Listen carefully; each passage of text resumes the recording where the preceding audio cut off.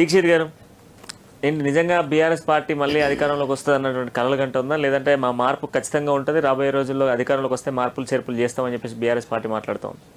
అబ్దుల్ కలాం గారు మాట చెప్పిన, నిద్రపోతే వస్తుంది కళ, నిద్రపోతున్న సమాజాన్ని మేల్కొల్పుతుంది కళ. మరి కేటీఆర్ గారు నిద్రపోతూ కళలు కంటున్నట్టున్నారు, రేపు మళ్ళా మేము అధికారంలోకి వస్తామని చెప్పి. అది కళగానే ఉండిపోతుంది. నిద్ర లేవగానే అన్నీ కూడా మర్చిపోయేటువంటి పరిస్థితి ఉంటుంది. రాబోయేటువంటి రోజుల్లో తప్పకుండా ప్రజలు భారతీయ జనతా పార్టీ పట్టం కడతారు.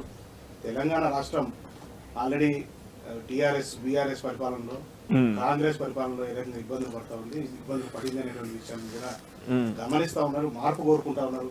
సోషల్ చేంజ్, సోషల్ ట్రాన్స్ఫర్మేషన్ అనేది సమాజం కోరుకున్నప్పుడు జరుగుతుంది, కానీ బలవంతంగా ఎవరో వృద్ధితే జరగదు. ఇది రాబోయేటువంటి రోజులలో తప్పకుండా ఈ రకమైనటువంటి మార్పు జరుగుతుంది.